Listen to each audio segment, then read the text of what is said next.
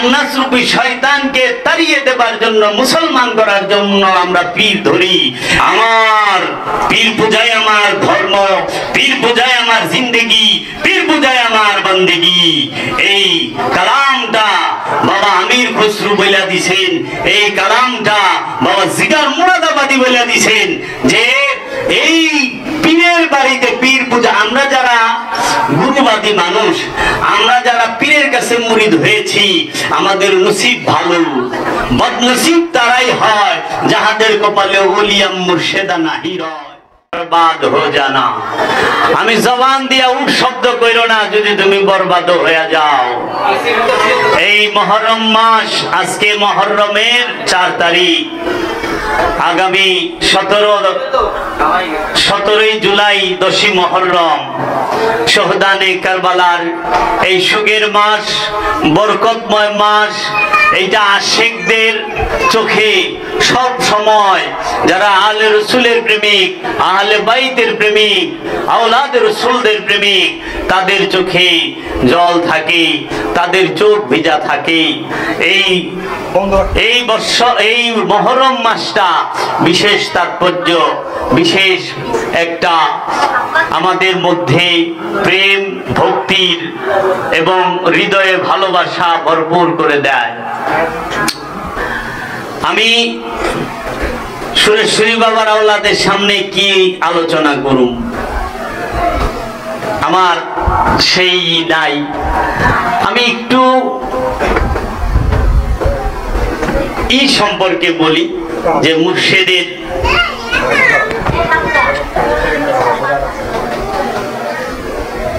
কোরআনে আল্লাহ রাব্বুল আলামিন বলেছেন সূরা হুজরাতে যে হে আমানুরা, তোমরা আমার রসুলের কদমের আগে কদম বাড়াইবা না, আমার রসুলের পায়ের আগে পা ফেলবা না, আমার রসুলের আগে হাঁটবা না, আমার রসুলের কণ্ঠস্বরের উপরে উচ্চ কণ্ঠে কথা বলবা না, আমার রসুলের ঘরের দরজায় গিয়ে কড়া নাড়বে না, আমার রসুলকে কোন সময় উচ্চ স্বরে ডাকবা না।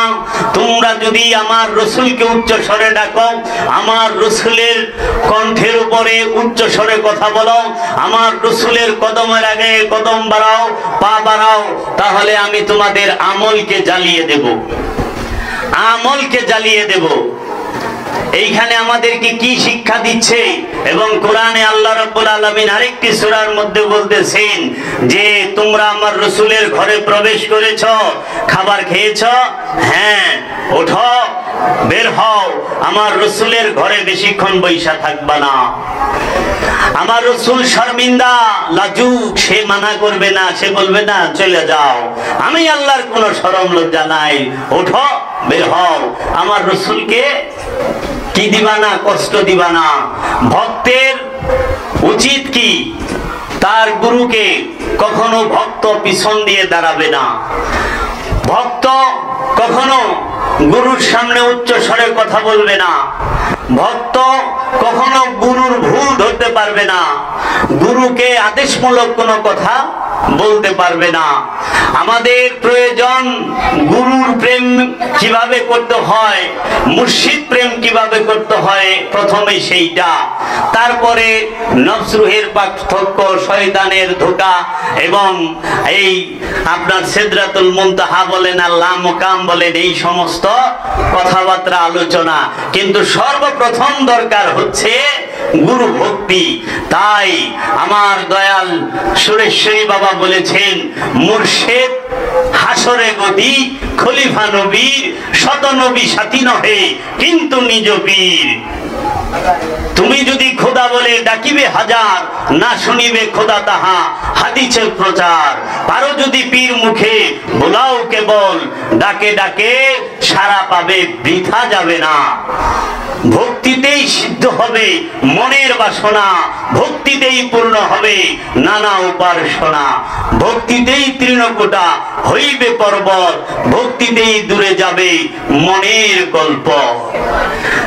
ভক্তি পীর যদি ঘাস হয়, ভক্তি করো তাই, ঘাসে ভক্তি পাবে মুক্তি, যাবে না বৃথায়। বাবা সুরেশ্বরী তার কিতাব নূরে হক গঞ্জে নূরে বলেছেন এই বাণী। আজকে বাবা সুরেশ্বরী এই বাংলাদেশ নয়, এই ভারতীয় উপমহাদেশে যতগুলো জাদ্রেল আল্লাহর ওলিয়ে কামেল পয়দা করেছেন, এই জগতের বুকে অনেক কম ওলি আল্লাহ আছেন যে এতগুলো কামেল ওলি আল্লাহ পয়দা করেছে। বাবা সুরেশ্বরীর যে মাটি, বাবা সুরেশ্বরীর যে আস্তানা, বাবা সুরেশ্বরীর যে দরবার, এখান থেকে মজজুবকে আল্লাহ ওলি বাবা সুরেশ্বরী পয়দা করেছেন, সালেকিন পয়দা করেছেন।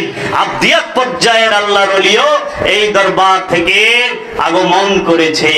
এই দরবারের শিক্ষা নিয়ে, এই দরবার থেকে খেলাফত পেয়ে আমরা অনেকেই জানি না বাবা সুরেশ্বরী সম্পর্কে।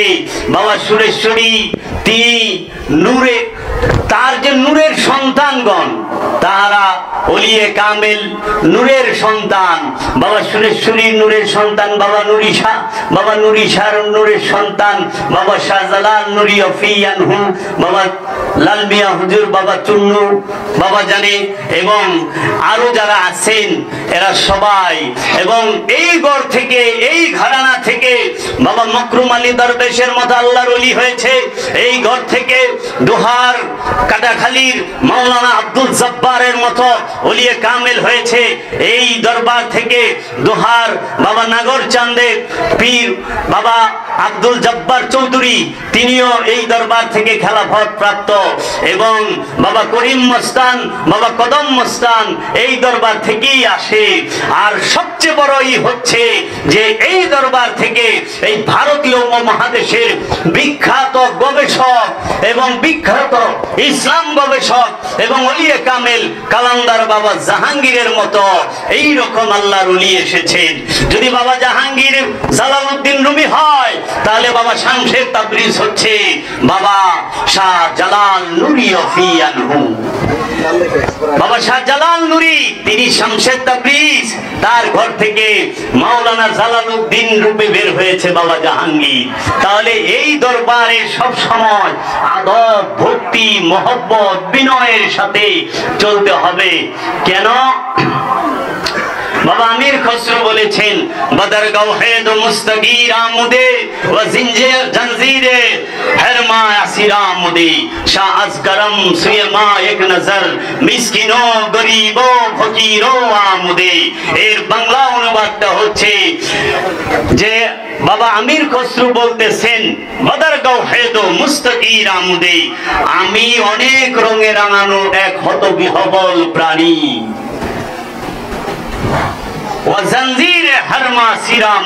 আমি অনেক শিকল প্রহিত এক বন্দী, বন্ধনের শিকল, লোভের শিকল, কামনার শিকল, হিংসার শিকল, এইরকম ষড়রিপুর যে শিকল প্রহিত নফসটি সে বন্দী হয়ে রয়েছে খান্নাসের মধ্যে। তাই আল্লাহর হাবিবের কাছে আল্লামা জামি বলতেছেন, শাহ আজগরম সুয়ে মা এক নজর, শাহ আজগরম ও মহারাজা দিরাজ, আল্লাহর হাবিব রাহমাতাল লিল আলামিন।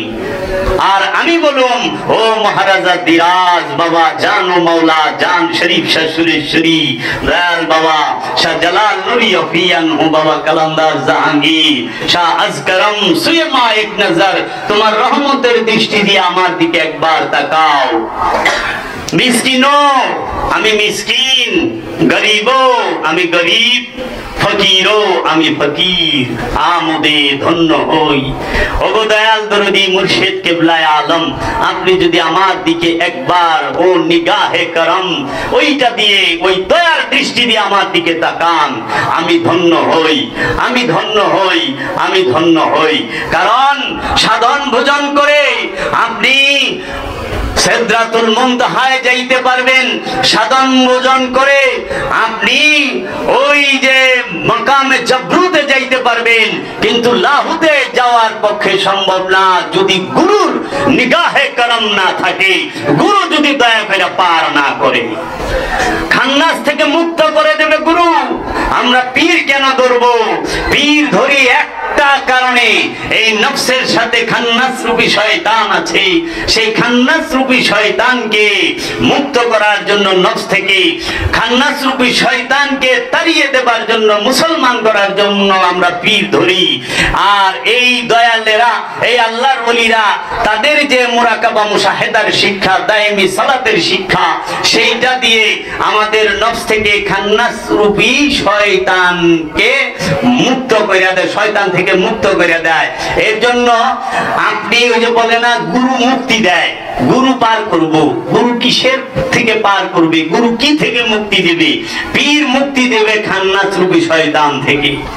পীর পার করে দিব এই লোভ মোহের যে সিন্ধু, কামনা বাসনার যে সাগর, এই সাগরটা আপন গুরু পার করে দেয়। আপন গুরু পার করে দেয়। আপন গুরুর কাছে দুনিয়া চাওয়া থেকে চাইতে হয় আপন গুরুর দয়া, আপন গুরুর রহমত, আপন গুরুর ভিক্ষা। যে দয়াল আমারে দয়া করেন, আমি আপনার কাছে আসছি দুনিয়া চাওয়ার জন্য না, খান্নাস থেকে মুক্তি পাওয়ার জন্য।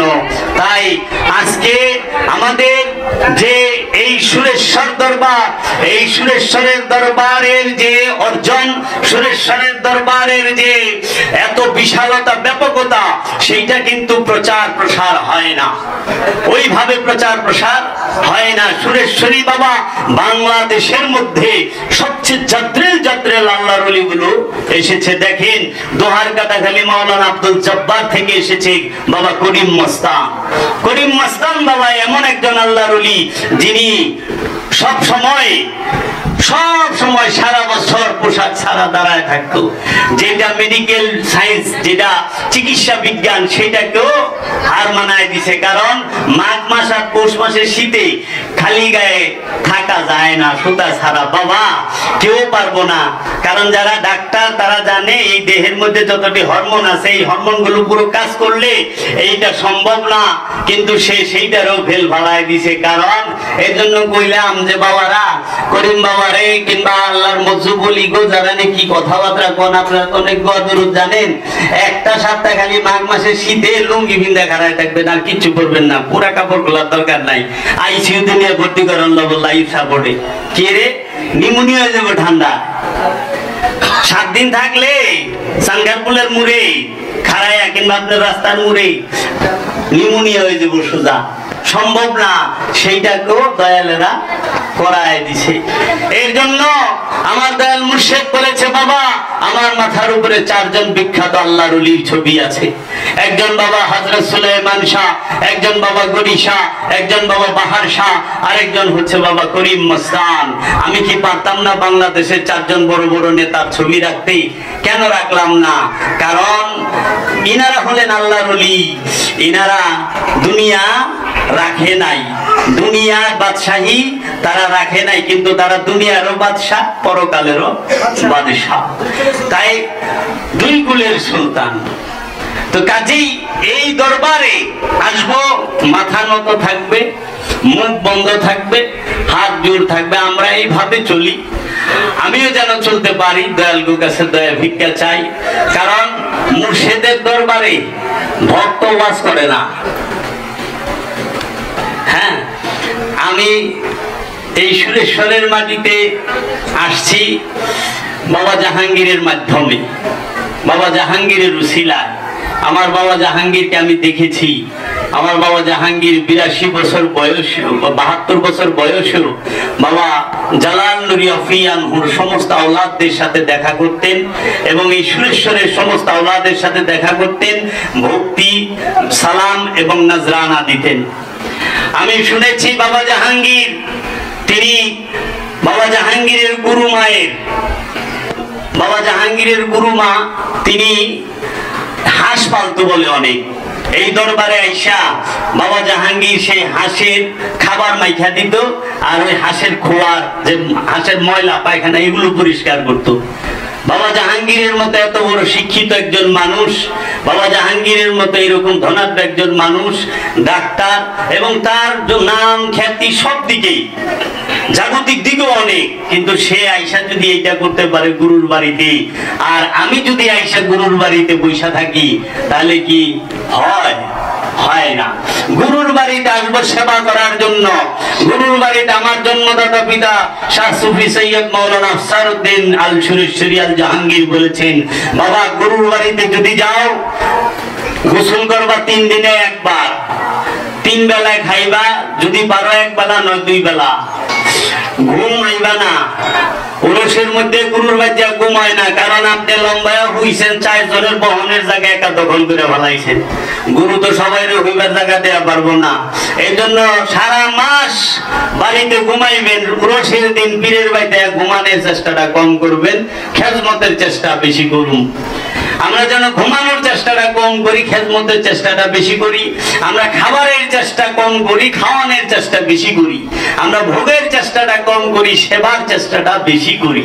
এইটা যেন আমরা করতে পারি, তাহলে দয়াল আমাদের দিকে দয়ার নজর দিব। আর পীরের বাড়িতে আইসা যদি আমি সেবা যত্ন না করি, গুরুকে ভক্তি শ্রদ্ধা না করি, তাহলে তো গুরুর বাড়িতে আসাই বৃথা। এই জন্য এমন যেন না হয় যে গুরু মায় আমার প্লেট ধুইয়া দেয় আর আমি বয়া ভাত খাই।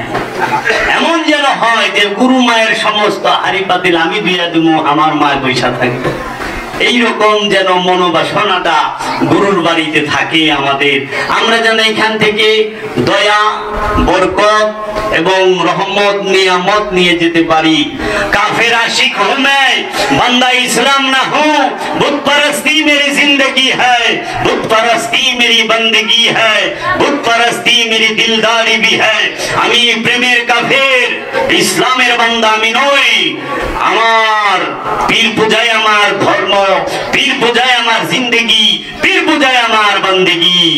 এই কালামটা বাবা আমির খসরু বলে দিছেন, এই কালামটা বাবা জিগার মুরাদাবাদী বলে দিছেন যে এই পীরের বাড়িতে পীর পূজা। আমরা যারা গুরুবাদী মানুষ, আমরা যারা পীরের কাছে মুরিদ হয়েছি, আমাদের নসিব ভালো।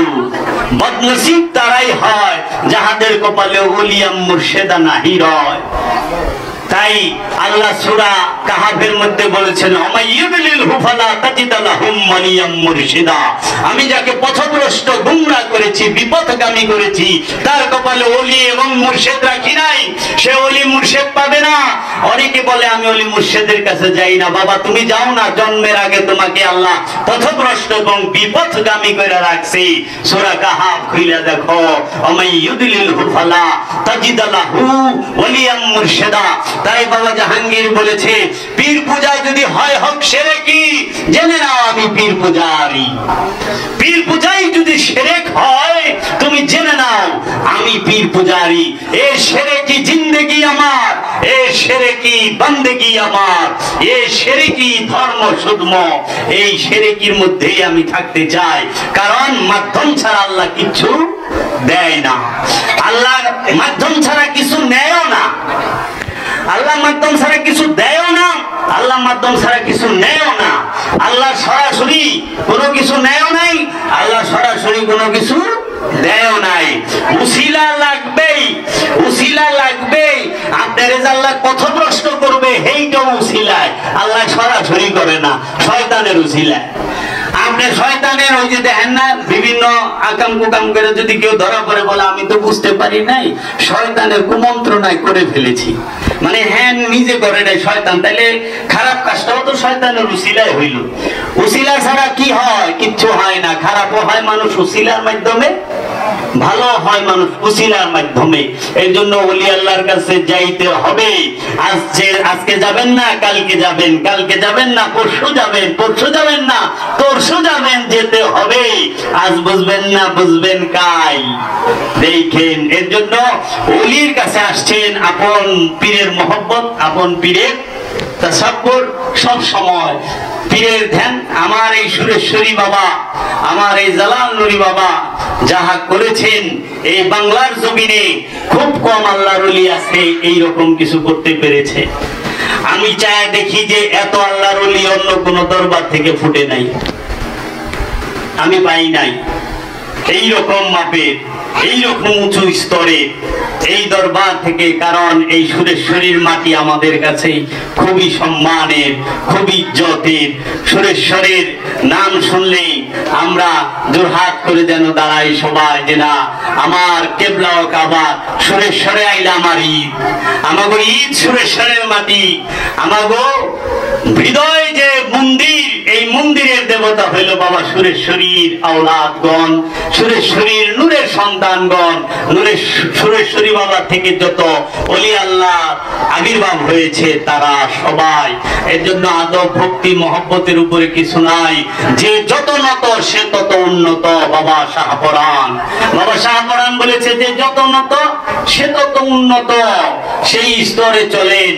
রুহ নফসের পার্থক্য নিয়ে অনেক ওয়াজ করছি, ওয়াহেদ আহাদ নিয়ে করছি, জাত সিফাত নিয়ে করছি, কিন্তু বাবা সুরেশ্বরীকে নিয়ে ওয়াজ করি নাই। তাই আজকে সুরেশ্বরী বাবার এখানে আইছি, সুরেশ্বরী বাবার আওলাদদের সামনে সুরেশ্বরী বাবার যে এই স্থান, এই স্থানের মধ্যে আমরা সুরেশ্বরী বাবার গুণ